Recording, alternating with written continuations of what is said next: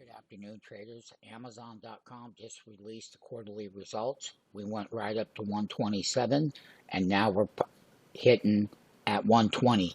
Once again, great report. They were good, and the stocks are selling off on the good quarterly earnings.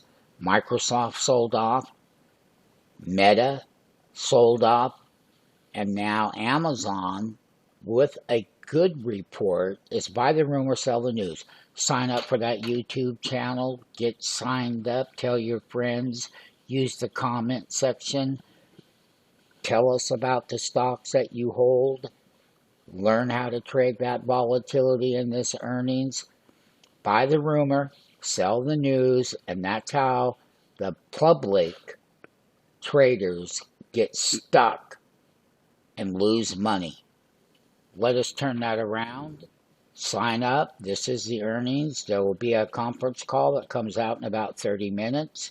Once again, the report was good, the spike, and then the sell-off. That's what's been going on. Sell the news.